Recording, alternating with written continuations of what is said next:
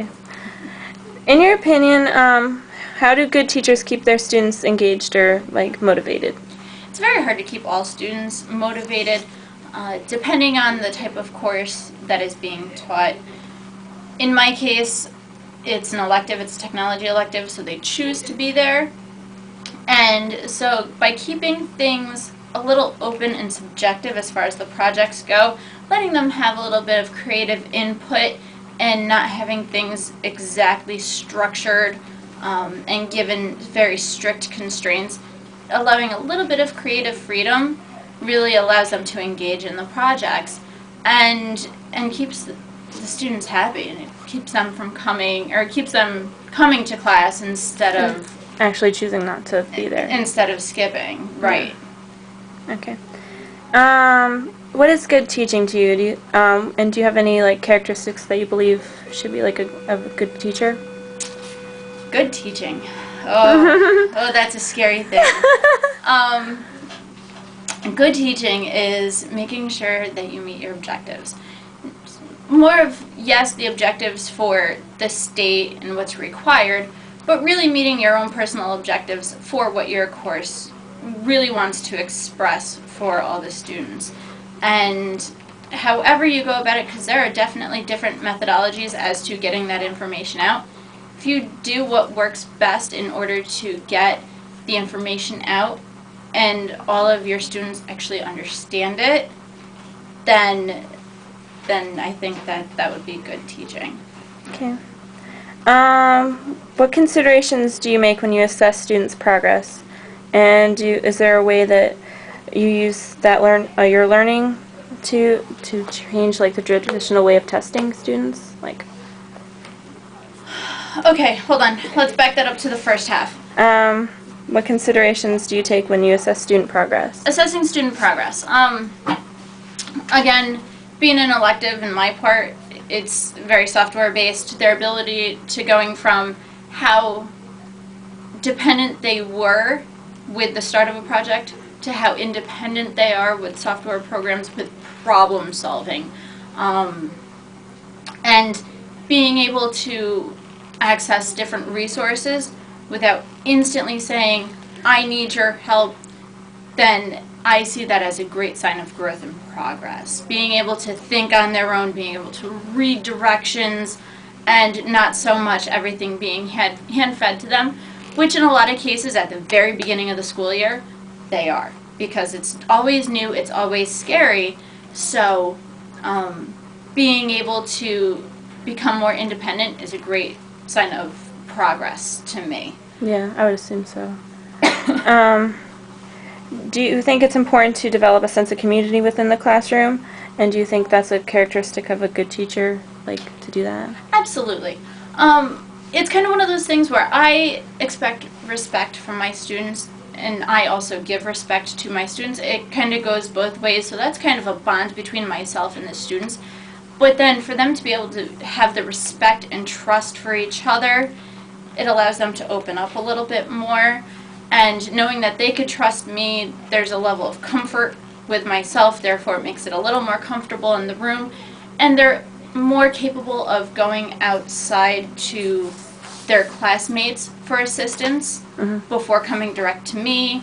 And maybe the way I teach something didn't quite get 100% through for them, but their classmate that they may not talk to outside of the period has a better method, and they aren't afraid to talk to each other. So they have different ideas that they can bounce off each other, which definitely increases the learning that's going on in the classroom. Yeah, I know, I use that. I'm all for it. And what is the most important thing you've learned as a teacher? Oh goodness, I've learned that there's never a dull moment. Never a dull moment, whether paperwork never ends, projects can always change last minute, and that you always have to allow to, if you don't get through what your daily lesson plan is, it's okay. But having too much never hurts, and that you always want to plan for more. You never want that empty, dull moment where there's nothing for anyone to do, because that is chaos. That instant chaos. All right. What do you do to grow more professionally? I'm actually in the process of looking into going back to graduate school. Nice. I'm looking into getting a second degree, a second master's. But in my downtime, because I've only been a year and a half out of graduate school, I've been taking some professional development. I've been doing some webinars and looking at some podcasts, as far as really keeping myself current with the software that's out there and the New York State standards that are sometimes ever-changing. Okay, and I just have a couple more questions. Sure. How would you think your students would describe their year in your classroom? When they look back, what would you like them to remember about their year with you? Well, I've had some that told me they absolutely hated my class, but would love to have me as a teacher again in a different content area. Which CAD is very technical, and it's not everybody's thing. That's for sure. Yeah, it's not everybody's thing, and that's fine. But they came out with something. It's always nice to hear that my students are coming out knowing, you know what, Miss Schubert, I had a good time. I get CAD. I don't like it, but I get it more than when I took it in 8th grade. And right there's just progress, and I'm happy about that. And what would a great day in school look like for you? Great day in the school. Everybody present, for one, would be nice. Nobody absent, because, well, that makes the next day interesting when they come back. And a nice, short, 10-minute lesson. Or right now I'm doing a 5-minute final exam review question. So it's short, little piece, nice, hardworking on their project time, all independent. Couple questions here and there, but some nice low chatter amongst the students, whether it's for help or they're talking about their day. But projects are going, and they pack up at the 5-minute bell. It's perfect. All right, that's one last question. Sure. And do you feel it's important for teachers to develop a positive personal relationship with their students? And if so, how do you work to do this?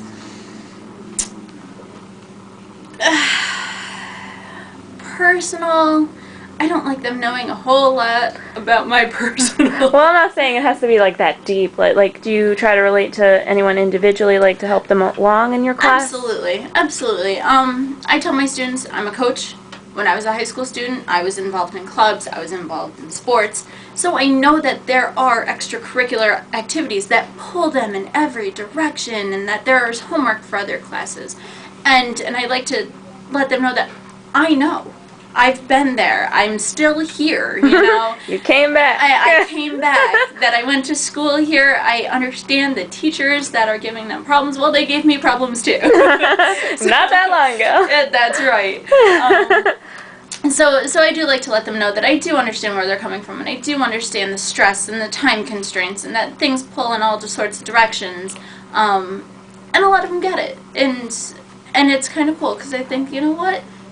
She's down to earth. She understands, and she's not loading us with so much extra homework, knowing that we're going to have a ton of reading for classes X, Y, and Z, and that there's a nice little balance, that it only happens once in a blue moon in order to kind of reinforce what's going on in class. So, no, they know, they get it, and it's important because they come in saying, you know, Teacher Y just doesn't get it. And that's why I have a 6-page paper due in 2 days. Well, that's just unreal. That's unrealistic. And it's just not fair. So. I just have to thank you. Okay, no problem.